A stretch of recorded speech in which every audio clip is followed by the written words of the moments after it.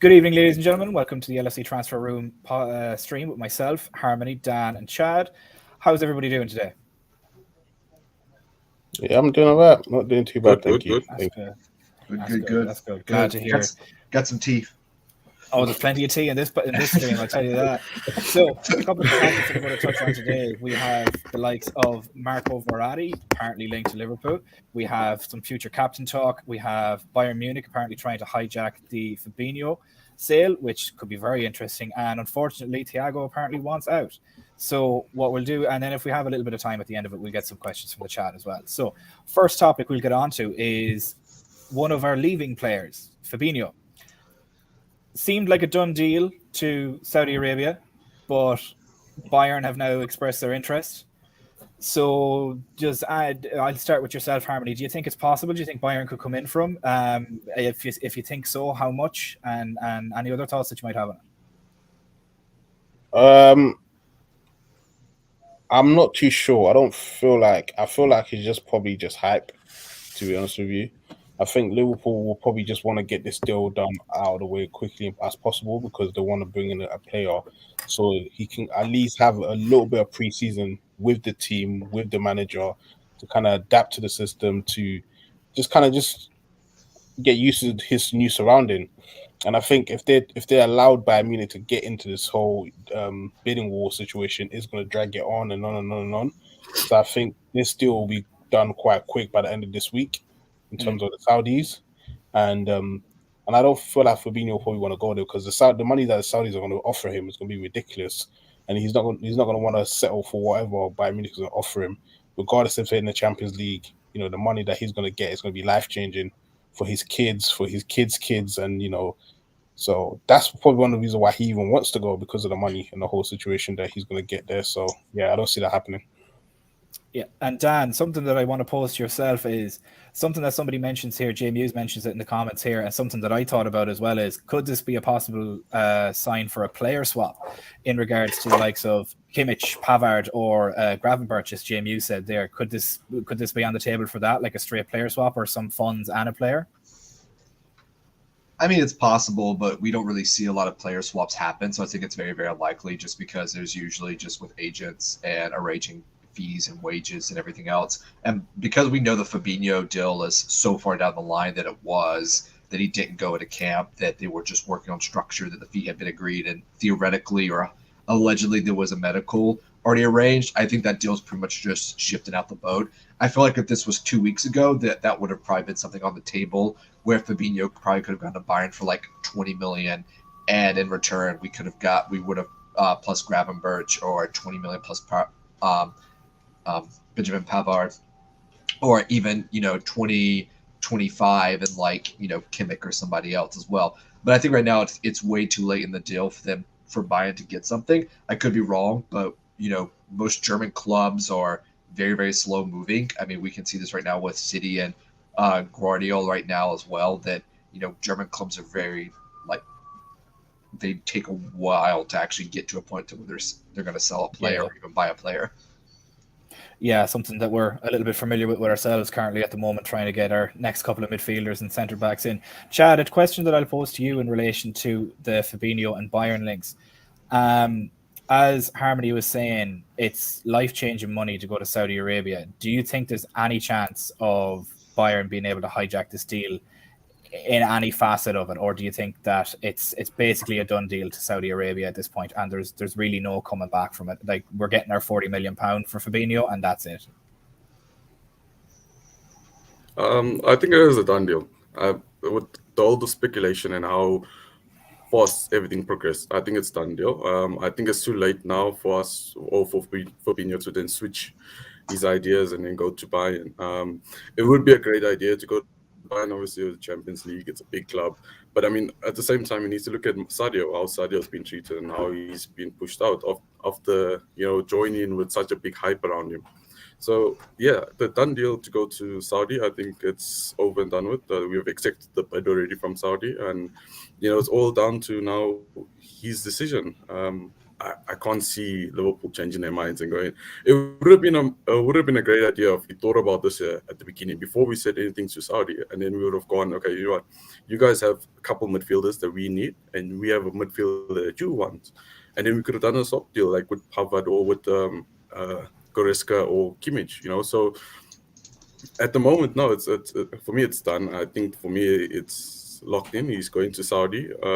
Like Harmony said, it's it's life change. The money is it's too good to say no to the money, especially for a new father. You know what I mean? He's trying to provide for his family. He's at the stage where he won everything.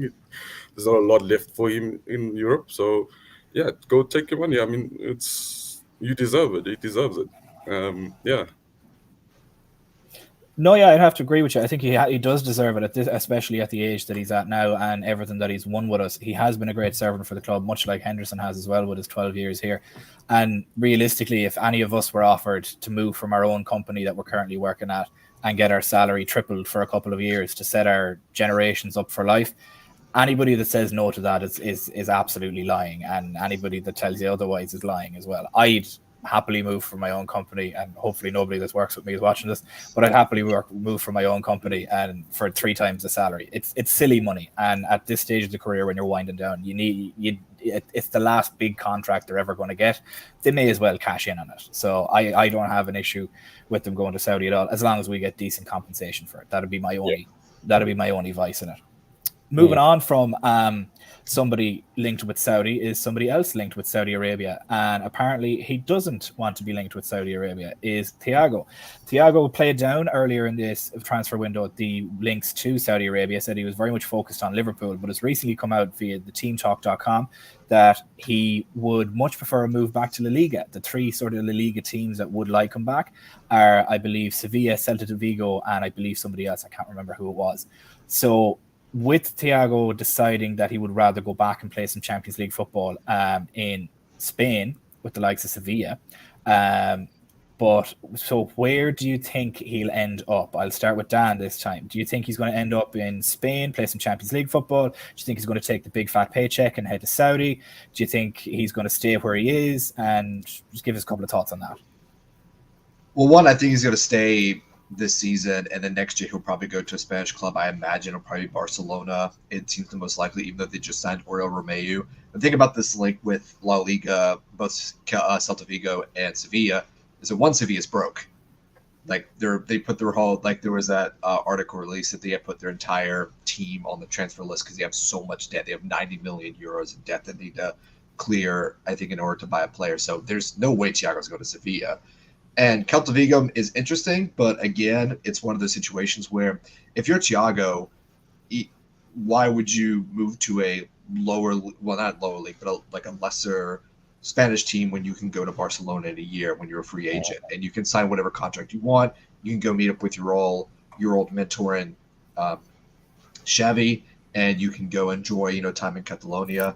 I feel that if Thiago was going to leave, he would have intimated that much earlier in the window rather than it being like now after camp. Like, especially now that Fabinho and Henderson are gone, regardless of the fact we brought in 2 mids, like Thiago could look around and say, like, I'm probably going to get 28 to 32 games this year, in the league, not even counting Europa League games, barring fitness or injury. So I think he just sees out his contract for the year and then he just goes to a Spanish club next year, probably Barcelona. Yeah, it's interesting that you say that in regards to the playing time, because it was reported in the article itself that it's due to lack of playing time that he expressed the interest over, like fear of lack of playing time with the new sort of revamped midfield. Chad, a question that I'm going to pose to you is in something that Dan touched on, is that there's been a lot of turnover in the midfield. As he so accurately said, like we've lost Oxlade-Chamberlain, we've lost Naby Keita, we're probably going to lose both Henderson and Fabinho. That's a lot of turnover in the midfield of people that are familiar with the system, that know what Klopp wants, and too much turnover in, especially the engine of a team in the midfield, can cause a lot of problems. Do you think, even with the lack of playing minutes, he may take on more of a leadership role in that midfield and mentor some of the younger guys, the likes of a Stefan Bajcetic or a Curtis Jones or a Harvey Elliott, and take some of them guys under their wing and kind of train them up for his last year that's here and do some good in that way, along with getting his minutes in the likes of Europa and other smaller games? No, 100%. I feel like he'll be a very key asset to us for this season, especially now with us having two midfielders, very important key pivots in our team, vacating their positions. There's a plenty of space for him to come in. We do have a lot of midfielders though, so we do have a lot of young midfielders.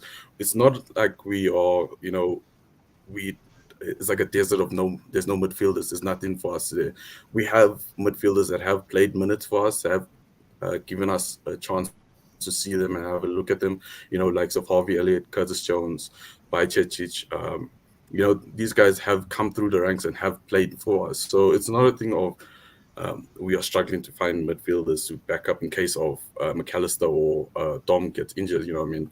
Knock on wood, it doesn't happen. But I feel like, coming back to the Thiago being I feel he needs, there'll be a good opportunity for him to have a bigger role in the squad outside of the field, off the field, sorry, in terms of providing for the young guys and helping the young guys understand, especially with Bajcetic, a young Spaniard, giving him an opportunity to learn from a genius as Thiago. I mean, look at Curtis Jones, his progression, just having someone, that figure inside the locker room, inside the changing rooms, helping him, giving him advice on these small little things like tweak this, tweak that, you know what I mean? So he will have a big presence. He has a big presence, and he'll have a big role if he stays with us. Do I think he stays? Yeah, I do. I honestly do think he fulfills completes his contract with us, and then he goes off to either Barcelona B with Messi in MLS, or he goes to Barcelona A with the Xavi. So it's, for me, it's either way. Even if he does leave, I don't have an issue if he leaves either as well. So it's not a thing of he's a key critical person in our midfield.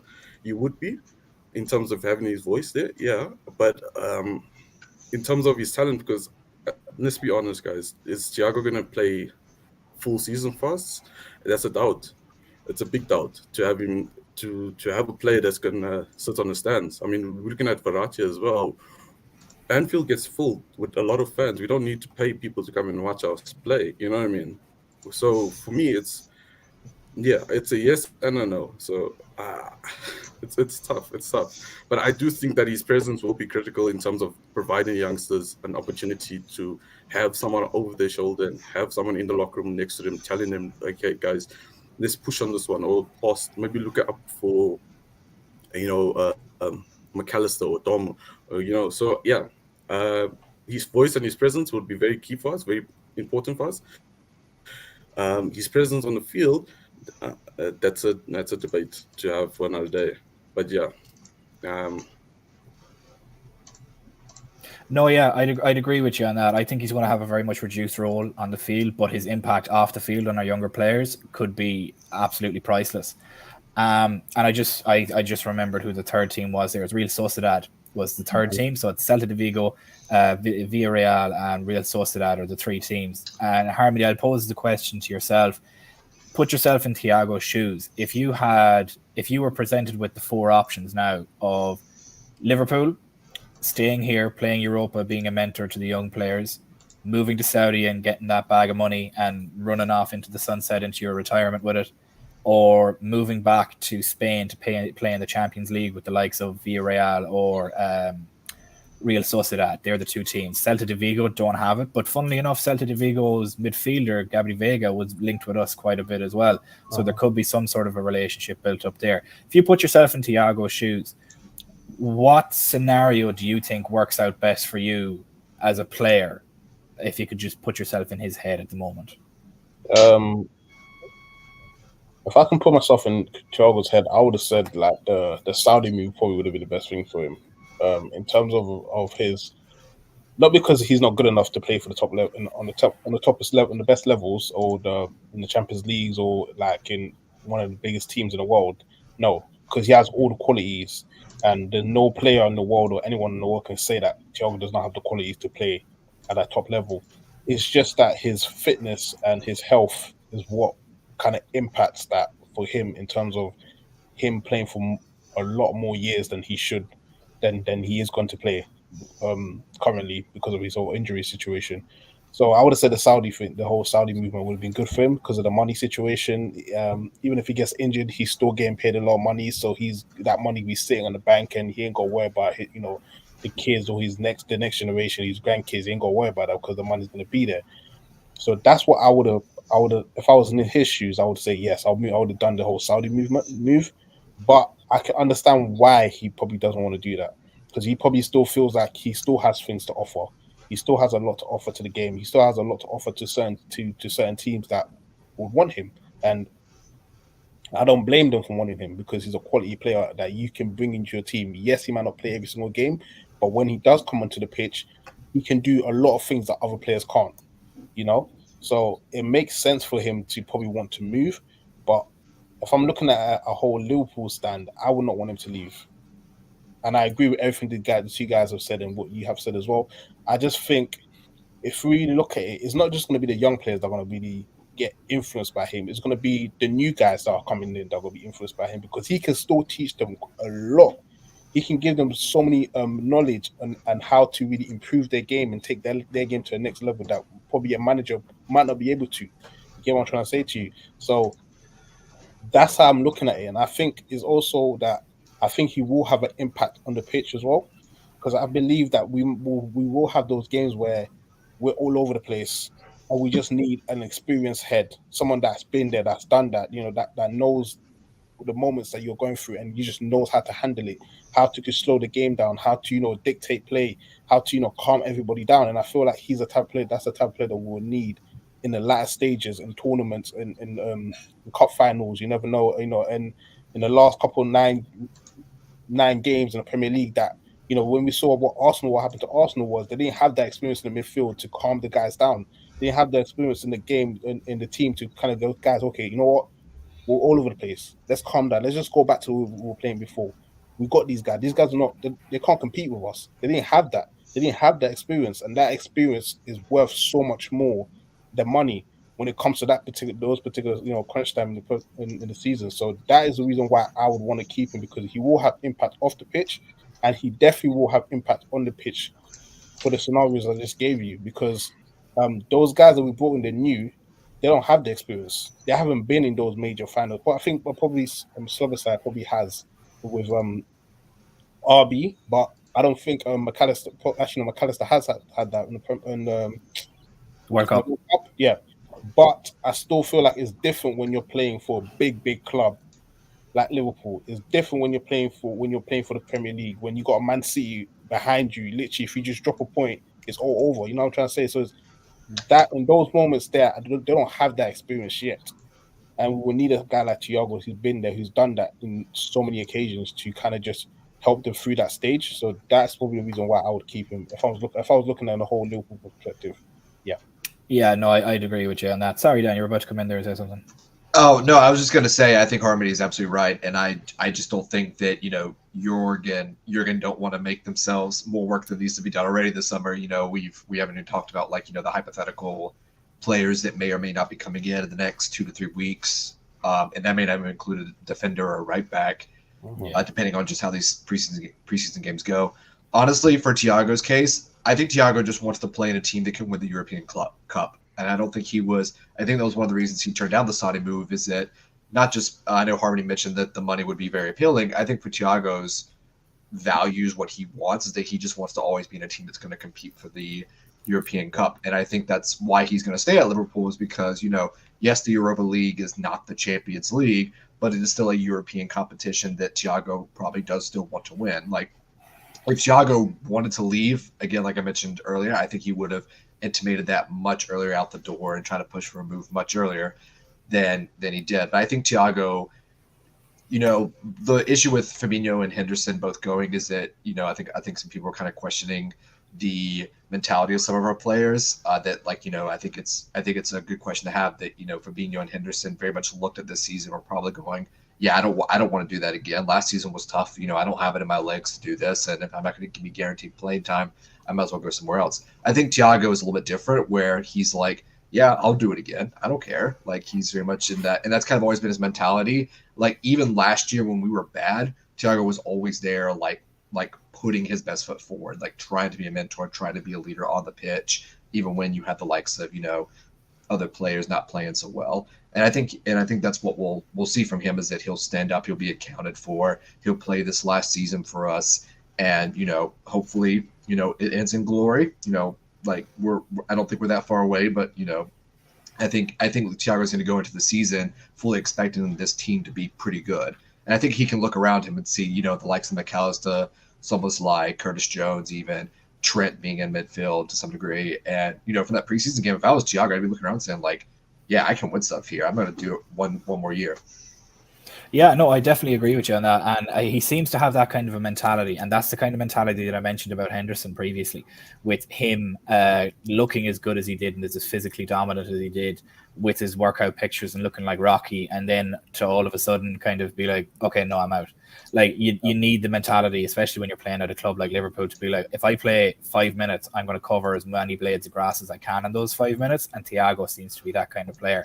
Something I want to touch on as well is there's over 50 people here watching this. Thank you so much for watching. Please leave a like and subscribe.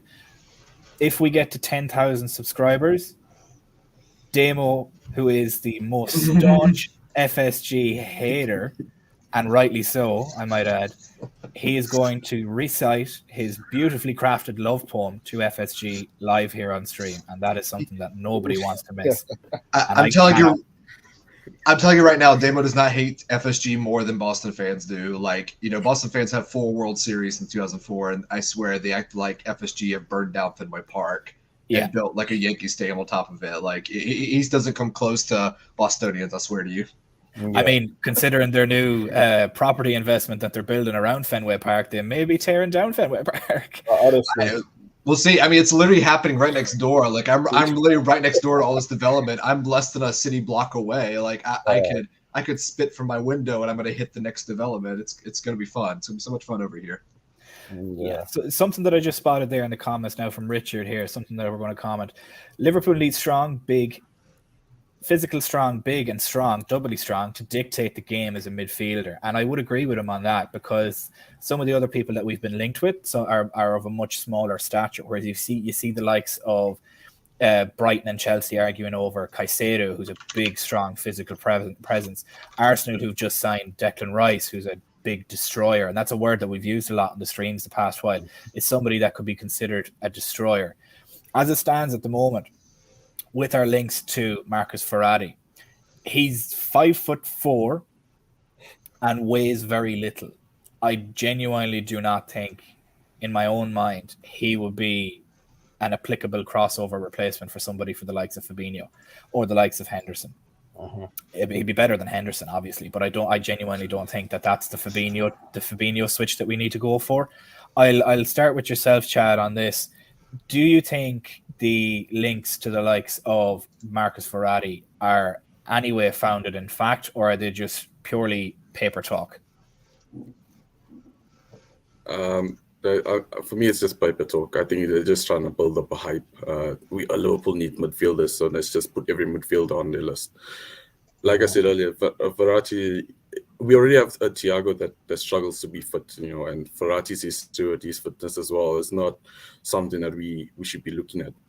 If you need someone that's physically strong and someone that can dominate the center, why don't go for Goretzka? Goretzka's a strong player. He's tall. He's dominant in the midfield.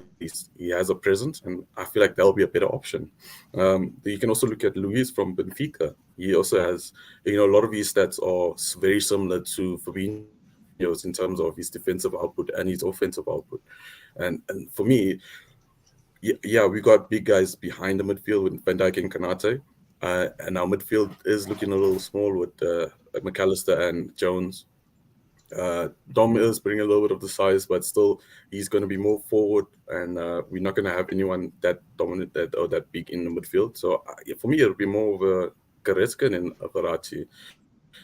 He's not going to have the creative output as a Verratti, but he is going to have the presence and the defensive ability that's going to outweigh a Verratti. And he's still in that bracket of, I think he's about 26, 28 in that area. So he still has space to go. He still has levels to grow, So for me, it'll be, I would rather go to Goretzka. No, I'd agree with you on that. Dan, yourself, with regards to Verratti, he's priced currently on transfer market at about 40 million euro. Would you even have considered him an option at the start of this window prior to the likes of a Szoboszlai or McAllister purchase? He is 30. He is much smaller. He does seem to fit more into a 10 or an 8 role rather than a 6 role. What would you have even considered him at the start of the window, or is he even a consideration now? No. Longer. So I think the physicalities thing is a very interesting point. I think Verratti is a lot more physical than I think we give him credit for. I mean, he did try to snap Joe Gomez's leg like we played PSG. He's 5'4", but he is a little terrier to some degree as well. I think Verratti is very much a luxury midfield player, and I hate that term because it kind of like overstates him. But you need to build a midfield around him to compensate what Verratti is good at, which is possession, progressive passing, and moving. Kind of like, you know, when everyone learned the term regista, when who came into Chelsea all those years ago from Napoli? I'm forgetting his name now. He's now at Lazio. But essentially, when Chelsea bought Jorginho, that was the kind of idea of what Verratti is really good at, and you need to build around that as well. I think that even with Fabinho and Henderson leaving, that Liverpool just need to buy the players that they were already going to plan to buy. You know, I don't think there needs to be like this massive change of like, oh, we need to bring in experience, we need to bring in this, we need to bring in that. It's like now the decision making should be a lot easier where you have 2 holes. You don't need Marco Verratti, who is already a injured player. He's played more than 30 games this season, I think once in his career at PSG, and he's been there for a while. So when we talk about like getting size and combativeness, I don't think we need to buy like a 6'4" Grok or like a 6'5" like defensive mid, but we probably do need like very combative midfielders that are like 5'11" to like 6'1", so about 180 to about 184, 185 centimeters. In many ways, because that will allow us to impose our physical game on teams like Brentford, Brighton, these very tall physical teams you're going to have to deal with, but also still have the technical ability to play through teams like Chelsea or City or Arsenal in many ways. And I think that's actually what's very interesting with Arsenal buying Rice is that Rice is essentially going to do what Partey and Xhaka have done before in the past, bring that combativeness, bring that progressive play, but he's going to be able to do that kind of all-in-one package. I know you mentioned Caicedo, and Caicedo is actually a little bit small for a mid. He's about 5'11", so he's not the tallest. He's about the same as Lavia. Him and Lavia are about the same height, and they're kind of very similar metrics right now. But that is someone that Liverpool should be looking at, someone who is going to bring that tenacity and that technical ability to the midfield that both McAllister and Szoboszlai both have, because they're both very, very low-key, very tenacious in defense. Though they're probably not the most pressing midfielders like a Wijnaldum or Fabinho are, they will bring that energy and that dynamism that we've been lacking for the past. I mean, really, we just were lacking last year. No, yeah, I agree with you on that. I think he's a little bit small for the role that we're trying to look for. We need somebody more like a Lavia of that height and build. And what's great about it is Lavia is only 19 and he's 5'11", coming on 6 foot. He could very easily grow another inch or two over the next couple of years. There's nothing stopping that. We could then have a 6'1", 6'2" monster there in midfield, much the same as Fabinho was. Harmony, one of the things that was mentioned here in the chat was we need defensive midfielders with experience. Verratti, funnily enough, provides that. He's 30 years old. He's done pretty much as he can do. He's played for PSG. He's played in good teams for many, many years. Do you think that he will be somebody that could offer something similar to what you mentioned with Thiago if Thiago was to leave? But then again, you're just replacing like. Yeah, you're replacing like for like with that. As you mentioned earlier, the experience is worth more than money. Do you think his experience can add anything to our midfield at the moment? If somebody like Thiago was to go, if we could bring in somebody like that for a much less fee, because as I said, transfer market has him at about 40 million euro. I don't think he'd even go for anywhere near that.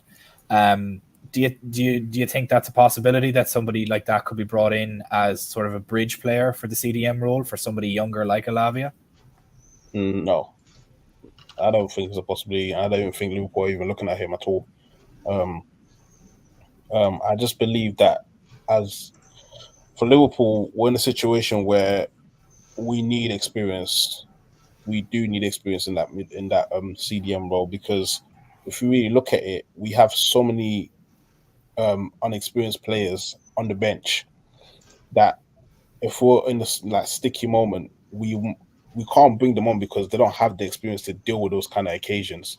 So if we have a CDM that has that experience to deal with those kind of occasions, that's been there, that's done that, like a Kimmich, I believe that we should go all out for him because he has the experience and he's at a right age profile to bring in a Lavia behind him to learn from him and to just build from there. So that's the reason why I'll go for Lavia. But my true target that I would want to go for, but I don't think we will because of the price tag on him, is Luis, personally, because I think he's just perfect. The age, the height, the build, everything about the guy is perfect. I've been watching him a lot and I've been studying him and I'm thinking, we got this is Fabinho, but more mobile. He can literally get around the pitch and he's quite 100%. quick. He's not a slow player. He's quite quick. He can get around the pitch and he can cover that right side when Trent is gone into the inverted role. He can literally just drop in there and just cover that space because he's predominantly if you look at his heat map, that's who's predominantly he goes covering that right hand side. So that is the kind of player that I would want Liverpool to go for. And I don't know why we're not really the rumors are not really going around too much regarding him. It's more about the Premier League players. But I believe that he's the type of player we should definitely go for. He's only 23 and he's that good. So imagine he got someone like Klopp teaching him, someone like Klopp, helping this kid. He's going to be an absolute monster in the next 2-3 years. He can be our Rodri. Honestly, that's the type of that. Honestly, if we really want a CDM, is a Rodri, because that guy can do everything. Like there's nothing that guy can't do, and that is what Liverpool really need. Is just that experience, and I believe he has it. But if we can't get him, we should definitely go for Kimmich. Not Verratti. I'm sorry, he's a great player. Technically, he's great, but I don't feel like he can. He's not built for the Premier League. I don't see it. I really don't see it. I feel like if he's going to go anywhere in the Premier League, probably Man City. Yeah, I can see he's the type of Man City player that I can see Pep bringing in. But for Liverpool, no. I think a Kimmich or Luis or a Pavard, that's another one that we can go for. Those are the type of players that we should be looking for. Someone that is 28, 27, and that we can bring in a Lavio behind him as well to kind of learn and just kind of, they can both play. You never know. You can even use both of them. You have that experience. You got that youth as well. Is a perfect combination. So, but will we go for those players? No, especially because we put ourselves in a position where every single team now knows that Liverpool needs a CDM. So, an extra 20 million, extra 10 million is going to be added to their price tags, and we're going to have to pay it. We can't leave Klopp short-handed going into the season. We really can't. So, yeah. Yeah, that just seems to be FSG's model ever since they Can I came just in as add? leading club. Yeah, of course. Go ahead. I just want to add on that the point that Harmony was making is, yeah, we just need someone to, because we have Bayern coming in, and Bayern is a massive star, and if you can bring in a experienced head just to sit in front of him just for the season, because I feel like the season will show you the potential of Bayern, especially if he can get back full fit and he's ready to go from the start of the season. If you can get someone that's experienced like a Kimmich that's been in that position as a youngster, has grown with the big team as Bayern Munich, and you can build off. You can help Bayern build into that. I mean, we were watching the game on Wednesday with Trent playing in that position.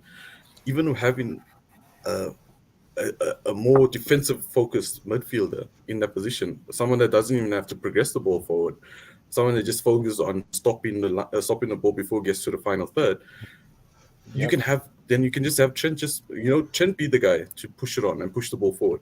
But I feel like I agree with Harmony with with Luis. I feel like Luis is the best guy, and not only that we don't have the money for it. I feel like Benfica will be focusing on Champions League, and they need to keep their players.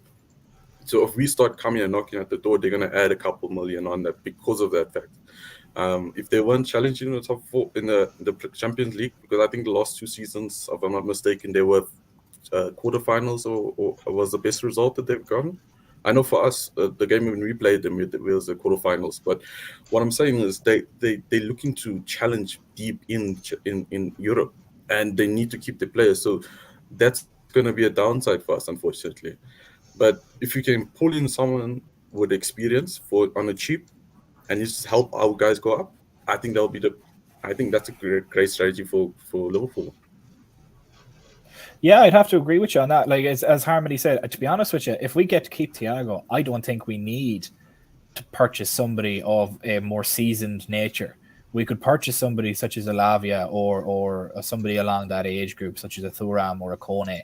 I know Thuram and Kone are more progressive going forward midfielders, but I think the Lavia would be the perfect mold to sit him and Stefan Bajcetic to sit and learn underneath a Thiago for the rest of the year.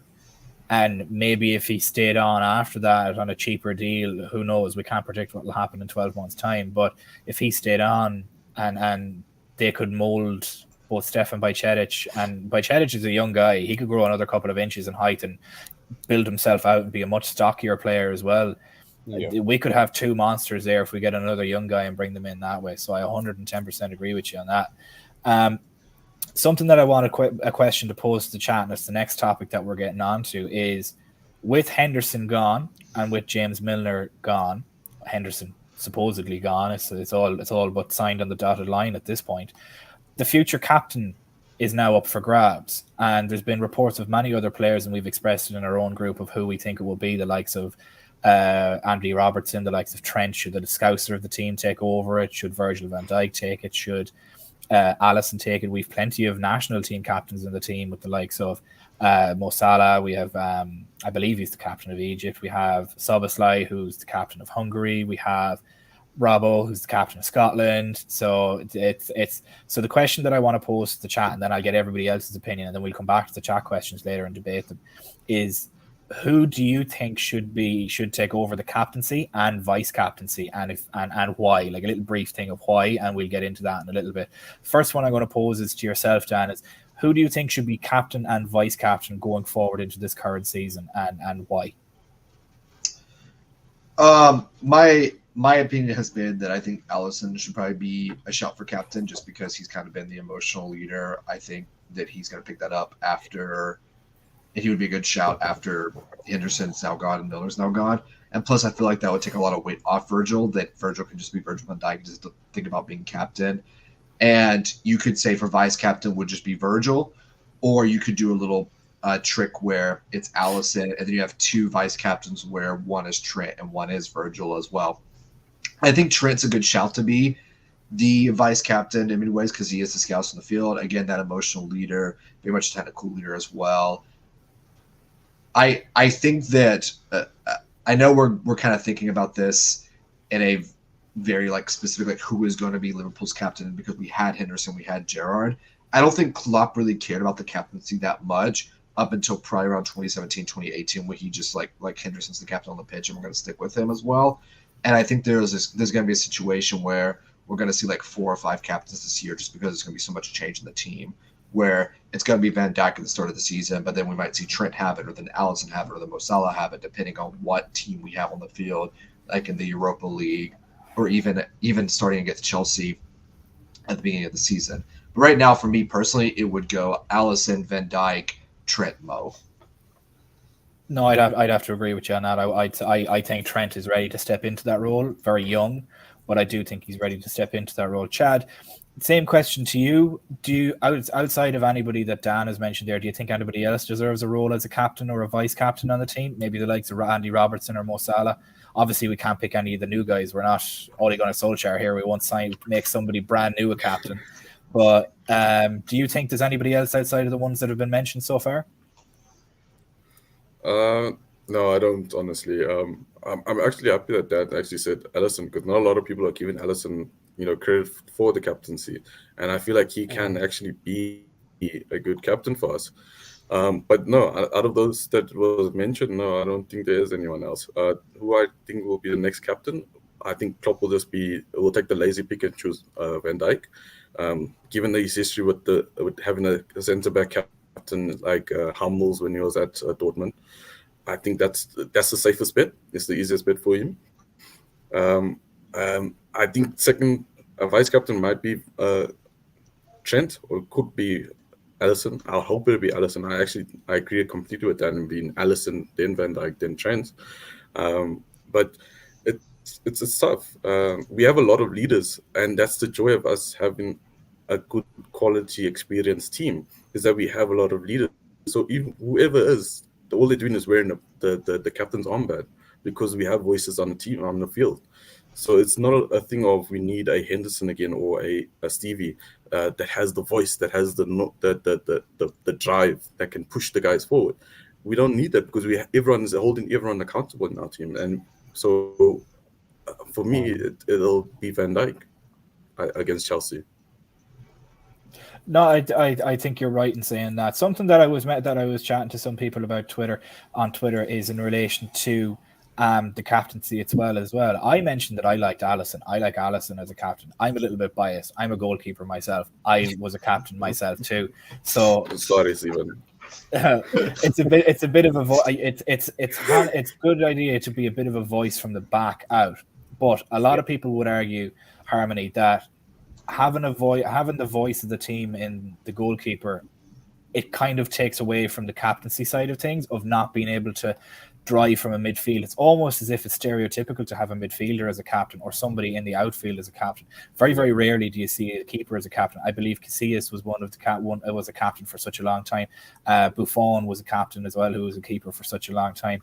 Do you think it's a necessity to have an outfield player as the captain, or does it actually really matter towards the team drive itself? Especially given Liverpool's example, as Chad said, with so many leaders on the team, they need to be unified behind one voice. Does it matter whether or not that's an outfield player or Allison in goal?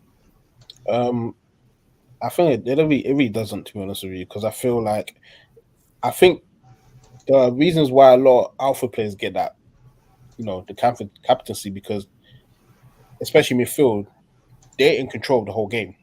They're dictating how the game goes. That is probably why they get that, the captaincy, because they can communicate with the defenders and the attack. So it's just that great balance that you have in the game, that a captaincy that can see everything that's going on in front of him and that's going on behind him. But I think with Allison being captain, he doesn't really have to speak as much, because he can just lead by example, and he's been doing that ever since he came to Liverpool. It's been example, just the way he's been playing, his performance is just brilliant. Honestly, it's just brilliant, and you can't criticize him. Yes, he's made little mistakes here, which every single keeper does, but you cannot go up to Alisson and say you have not given 100%. You're the reason why we're losing. You can't say that to him. So he has that kind of shield to put his chest and be like, look, your performance is bad, and you can't turn around and tell me like, no, your performance is bad, because you're looking like, what? I'm the reason why you're still in this game. What I'm trying to say to you. So that is the reason why I can see why he should be captain. I can see why Virgil will be captain as well, because he's a captain of Holland and he has that experience, dictate ordering people around, because he really does it. If you see him, he's barking orders at the midfielders, at the defense. He's literally dictating what's going on in the defense. So I can see why, and I feel like if it does go to Virgil, I feel like it should be vice captain should go to Trent and Allison. So we should have two. And if it goes in, and I feel like vice versa, if it goes to Allison, I'll say Trent and Virgil should get it. So I really don't see it. I don't feel like it matters who gets it at this point. I just want them to lead by example. If they can lead by example and the troops can see that, we can rely on this guy, then everything will be fine. But if it goes to someone that I feel like, for example, look at Man United. Look who they gave the captaincy to. Like, honestly, come on, like that is, I don't. It makes no sense.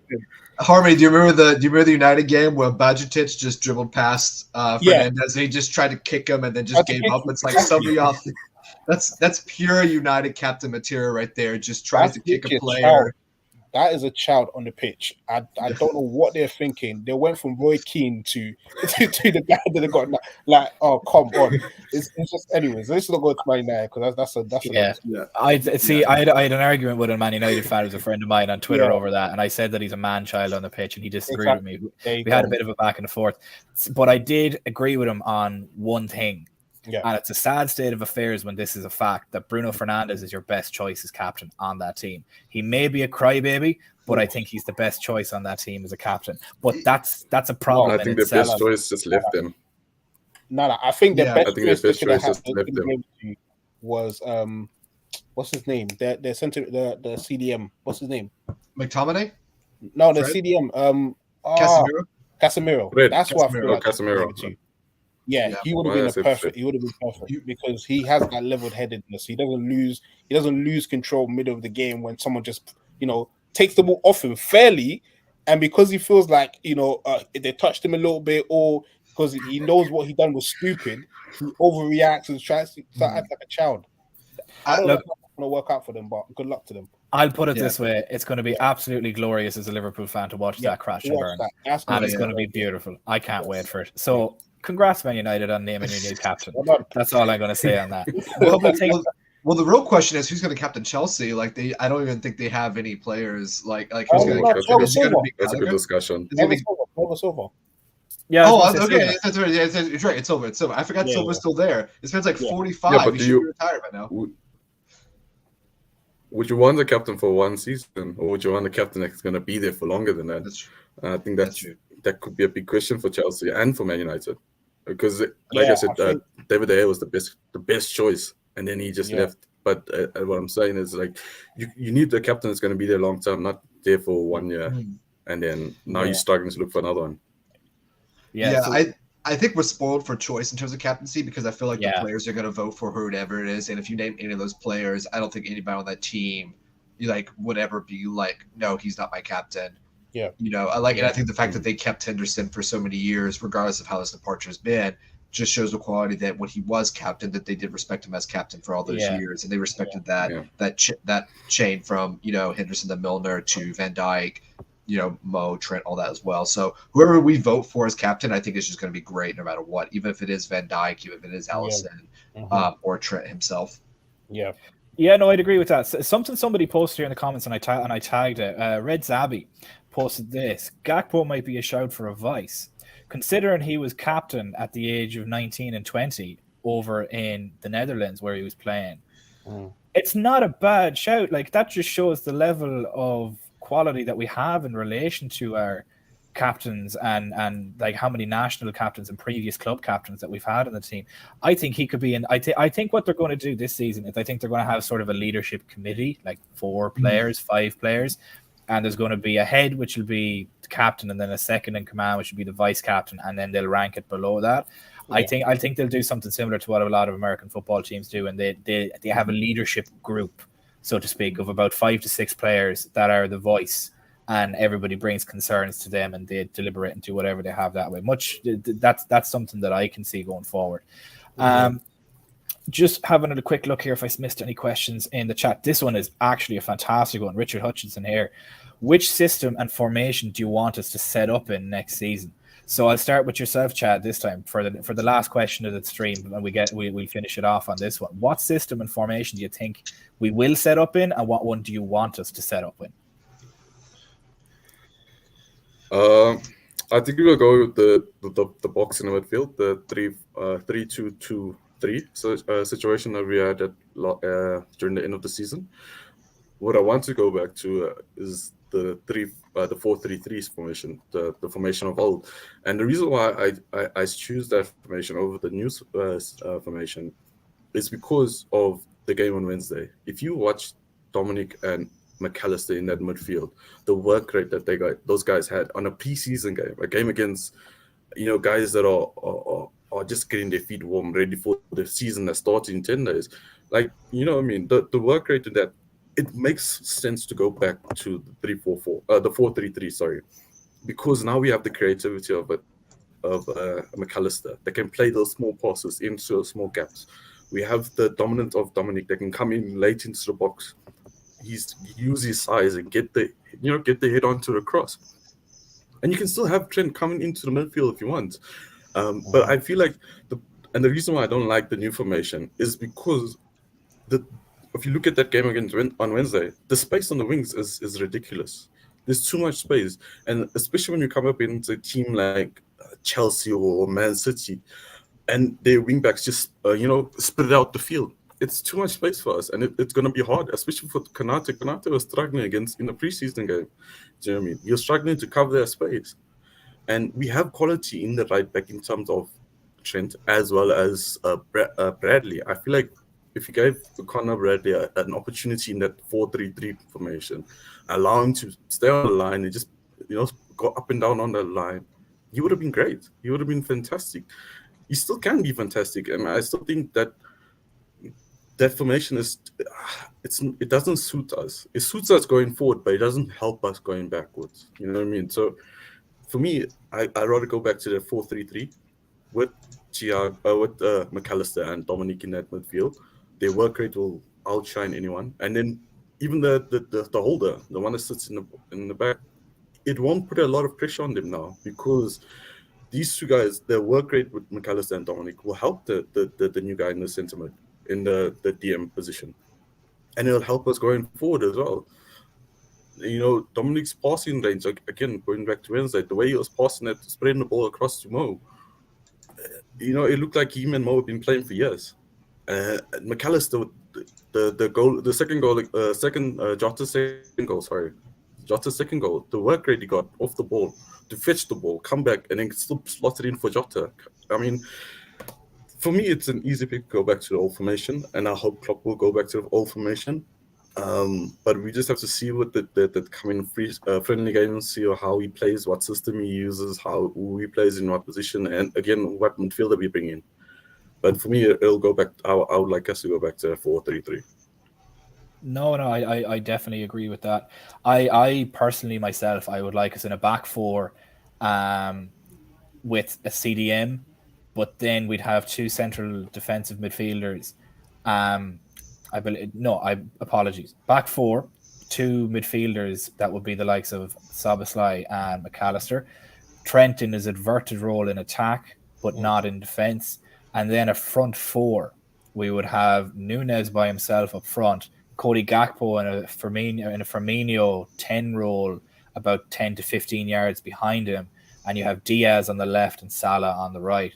I think if you have that against somebody that likes the Chelsea who's going to push at us, I think Cody Gakpo and Darwin Núñez are going to absolutely destroy that backline with that kind of a formation. I think Darwin Núñez with his runs, I think Darwin Núñez is going to be deployed in a way this season that it's going to be against teams that have a high press against us and want to push up against us and attack, because that man loves to run, and we've seen it with him winning the lactate test.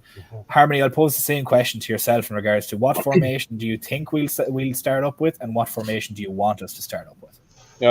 I agree with what you just said. I kind of agree with most of what everyone said.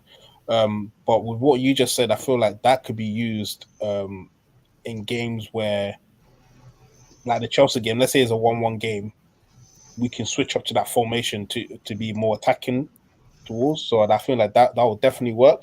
And I feel like the 4-3-3 and the whole inverted role thing, I feel like if we're playing a Man United, Arsenal, a Man City, I don't think we're going to do the inverted role. Only because of what Chad said, because of the wingers, they're going to have so much space on those wings that it's going to cost us so much problems. And the only way I feel like we can resolve that is depending on what play we bring in and the CDM that we get, him dropping into the centre back role to give Konate time to push out to the right to cover that right hand side, and you'll have him playing in the centre with Virgil, and then you have Robertson on the left. That is another way we can solve that situation, and then you'll have Trent playing that CDM role just for that space in defence, and then you can switch it back again. So that is something that I can see Liverpool doing, but it just all really depends on what kind of player we get. Because if we get a Lavia, he doesn't have the experience to do that. He doesn't have that knowledge to kind of knowing where the danger is. Yes, he's done it, but this is at a higher level now. You're coming to one of the biggest clubs in the whole wide world. It doesn't matter how good you are. the moment gets to you, you become nervous, you start to clinch up, and that's why we need that experience. So that is the reason why I feel like it just depends on what kind of CDM that we get. That is what's going to define how we play, because that CDM is going to have a big role in either covering the center or covering that right hand side when Trent is pushed into the inverted role, to give us that more stability in the back when we are under the cosh, or when we are playing against the Man Cities, the Arsenals that have fast wingers, creative wingers that are going to exploit that space. So that is where I stand with it. I don't really see there's a system for it. I just think is that what kind of player do we bring in that is going to determine how we're going to play and how Klopp is going to kind of line up the teams. Yeah. Yeah, I'd agree with that as well. It all depends on who we bring in. Something to point on, Dan, just a question that I'll pose to yourself before we get on to the last question of the stream, is Harmony mentioned the likes of Lavia coming in and that not being his type of role. Somebody that we are actually linked with would work very well with that, allowing Konate to slip out to the right-hand side and cover Trent, would be Doucouré, because he's a very, very, very solid defensive player, but he's not the most progressive in going forward. So he could very easily fall back into a centre-back role. I think genuinely, from looking at his tape and reviewing his stats and everything, I think he's a centre-back playing a CDM role. I think he could very, very easily fall back into that. What do you think on that? Do you think that's the kind of formation we could go into with a player like that? Or do you think we're going to do something completely out of left field that nobody's expecting whatsoever? I think Doucouré is an interesting shout because I think he can do the defensive work. And if you look at his stats, when he was at Lynn, he was a very progressive player. So he can kind of do that mix. And I know this is kind of a weird shout, but it's kind of like when Declan Rice was a bit younger, when he was playing a center back, but they eventually moved him up to a defensive mid, where he had high defensive stats, but became more of a progressive player as he evolved. I think we're going to be a lot more flexible this year than I think we can guess. And I think if you look at the players we've signed, even the players we've been linked to, the likes of Thuram, Gravenberch, Lavia, Doucouré, Tchouaméni, or any of the players, that we're going to probably play a mix of different shapes during a game, just depending on what the game state is. And I think it's something that we kind of forget about when Liverpool won the title, and even when we won the European Cup, is that we were actually very, very flexible in how our shape would change. Like we'd line up 4-3-3, but then it would shift into like a 2-3-5, a 3-2-5, or even a 4-2-3-1, where Salah would play up top, Shaqiri would tuck in on the right. And I think what we're going to see is that we're going to see a lot of 3-box-3, like Chad mentioned, but that box is going to turn into a diamond or a double pivot, or you're going to see it look more 4-4-2, but we press in a 4-3-3. And even like Harmony mentioned as well, I think you're going to see a situation where you're going to have, or even Steven, I think you said as well, where you're going to see a situation where it looks 4-3-3, but it looks more 4-2-4, where you have a situation where Gakpo is going to be a midfielder that presses the forward line. Regardless of any of these any of these shapes or formations they play in, this is more about positioning players where your starting position is for everybody else, and then everything else can be more fluid. I think the key role is really two players. That's Nunez and that's Salah. And I think Trent and everything else will figure out. Nunez, and I think we saw as the preseason game, is going to stay central, and I think Salah is going to stay wide on the right. So now that we know that that's the two things right now that they're still sticking with, I think everything else is just going to be like, who's going to hold the width on the left? Is Trent going to tuck in? Is he not? And I think there's going to be games where Trent's going to play mid and just stay as a midfielder in that 3-box-3, and there's going to be games, like Harmony said, where he's going to play as a right back.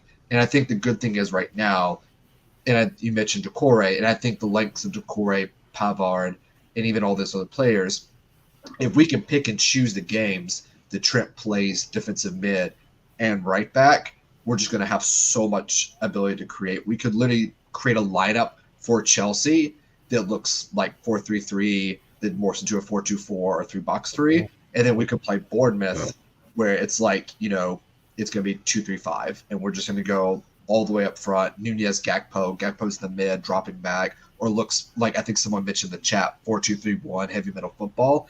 And I think that's kind of what the season's going to be like. It's going to be a bit mad. It's not going to be like the 18-19, 19-20, where it's going to be like, it's going to be grind and, it's going to be 2-0 or 1-0, where Salah scores to go on the 10th minute. It's just going to be killing the ball after that. And I think it's going to be a bit mad this year, how many formations we're going to see. And I think it's going to be a lot of the 21-22 season, where we're going to have like games where we might beat United 4-0, and then have like a mad 4-4 against like Brentford or somebody at that as well. And I think that's just kind of going to be kind of chaos of this season, regardless of who we bring in, if it's Decore, if it's Lavia, if it's Pavard, if it's those players. But I do think, and I like your shout, Steven, that if they do sign Decore, hopefully not for 70 million because we need other players, but if they do sign Decore, I think he's actually very smart because it allows us to be very flexible on how we use Trent, how we use Bradley, and how we use Konate, Gomez, Van Dijk, Robertson, Tsimikas, that rest of that kind of defensive third. I think even Kimmich will be a good shout as well because he's played on the side before he got dropped into. Yeah.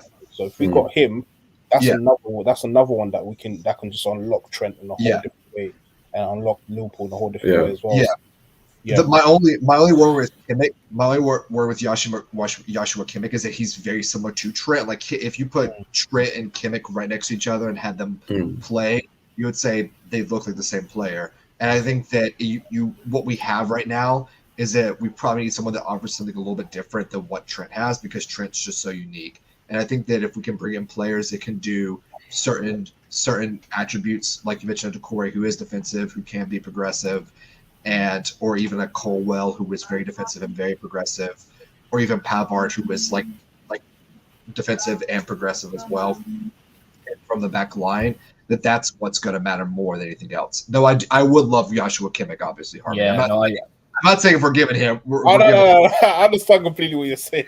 I get you completely. Honestly. I love that. I also want to bring up a point about Robertson on the left. If we do move into that 3 centre back, we're having Trent in the Roberto. Now you put in Robertson at risk because Robertson's not a centre back, and he has the mentality of bombing forward, and that's also going to put us in trouble because sometimes Robertson's going to bomb forward, and now he left the gap. You know what I mean? And what I like what Dan and Harmony was saying, and I think also you, Stephen, as well, is if you do have a centre mid like Decore, a couple seasons ago, Fabinho used to do this thing where he used to fall back and then he used to push Van Dijk and either Gomez or Matip, and they used to shift wide and then create a 3 at the back while having the wing back still going forward. So it makes a 5 at the back. You know what I mean? And then that's 2 in the midfield. But obviously then we had a workhorse like Van Halden and Henderson, similar to Dominic and McAllister. So we have those workhorses and we do have that flexibility to think. The only reason why I don't like the new formation is because of Robertson and that centre-back role. It leaves a lot in terms of maybe having City makes that diagonal to Robertson's side. Robertson's not that great in the air, especially defensively, and he's not that strong as well. So it creates another issue having that. Now we have to look for a centre back to play on the left side, and we were looking for a centre back at the beginning of the transfer window. So there's a lot of things that we can change, and there's a lot of opportunities for a lot of players, especially at the core. I like the core; that's a good shout as well. And I think. Sorry, Stevie, go ahead. No, you're all right. I think it's about time that we started wrapping this up now because we've hit our hour mark at this point. We could talk for another 2 hours if we wanted to, but people have places to be and people to see and dinner to be cooking and whatnot. One last thing that I did want to mention is that it seems with the purchase of the 2 midfielders that we have at the moment that it's very much moving to a positionless kind of football that we're trying to play because we have McAllister who can play all 4 different positions that we want in the midfield. Either side of the centre, a defensive mid if we need him to. He won't be the world beater there, but he can do it, and he can also play a 10 role, and he could be fantastic there. As seen with the second Jota goal.